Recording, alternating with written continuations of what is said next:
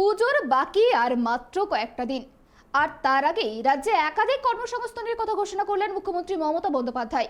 খড়গপুর স্টেডিয়ামে উৎকর্ষ বাংলা যোজনা সফলভাবে কারিগরি শিক্ষা সম্পন্ন বিভিন্ন সুবিধাভোগীদের নিয়োগপত্র বিতরণ অনুষ্ঠান মঞ্চে মুখ্যমন্ত্রী বলেন, পুজোর আগে সব জেলায় মিলিয়ে 30,000 চাকরি দেওয়া হবে, 89,000 শিক্ষক নিয়োগ হবে। এছাড়াও দেউচা পাচামিতে 1 লাখ ছেলে মেয়ে চাকরি হবে। এছাড়াও এদিন রাজ্যের বিভিন্ন প্রান্তে শিল্প উন্নয়নের বার্তাও দেন মমতা বন্দ্যোপাধ্যায়।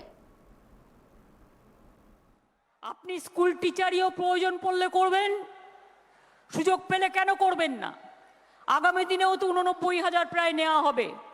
আমাদের সময় 2,63,000 টিচার নন টিচার মিলে নেওয়া হয়েছে। সব ইউনিভার্সিটিও 10,000 প্রফেসর নেওয়া হয়েছে।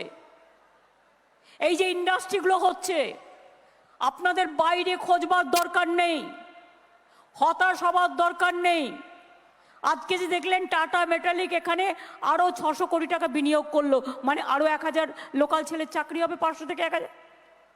এরপরে আগামী দিনে অনেক সুযোগ আসবে। সুযোগটা কি আপনাদের বলে যাই, দেউচা পাঁচমি হচ্ছে জানেন তো? বিজেপির লোকেরা রোজ গিয়ে গন্ডগোল করে, আর সিপিএম এর লোকেরা যে করা যাবে না, করা যাবে না। কেন বলছে? করলে তো লক্ষ ছেলে চাকরি পাবে, লক্ষ ছেলে মেয়ে। তাহলে আমরা পলিটিক্স করব কি করে? আমি বলি, তোদের পলিটিক্স করবার দরকার নেই।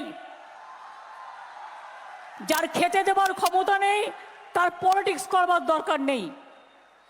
1 লক্ষের ওপর ছেলে মেয়ে চাকরি পাবেন দেউচা পাঁচমিতে।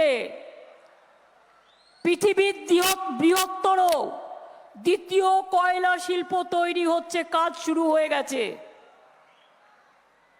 এরপরে জানবেন, আসানসোলে সেল গ্যাস তৈরি হচ্ছে নতুন করে, পাইপ তৈরি হচ্ছে নতুন করে। ডানকুনি টু অমৃতসর করিডোর একটা ইন্ডাস্ট্রিয়াল হচ্ছে, আমি রেলমন্ত্রী থাকাকালীন করে দিয়ে এসেছিলাম। এর ফলে ডানকুনি থেকে পানাগড়, পানাগড় থেকে বড়জোড়া, বড়জোড়া থেকে একেবারে পুরুলিয়ায় বাঁকুড়া হয়ে রঘুনাথপুর পর্যন্ত যাবে। সারা রাস্তা ইন্ডাস্ট্রি হবে এবং জঙ্গলমহল সুন্দরী 2,225 একর জমি আমরা অলরেডি দিয়ে দিয়েছি। ওখানে 72,000 কোটি টাকা ইনভেস্ট হচ্ছে, কয়েক লক্ষ ছেলে মেয়ে চাকরি পাবে।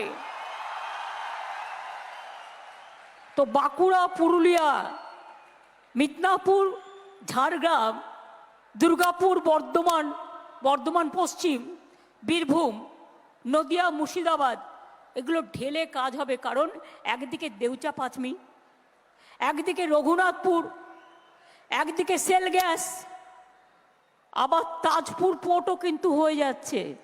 আর একটা নতুন করে বন্দর তৈরি হচ্ছে দীঘার তাজপুরে।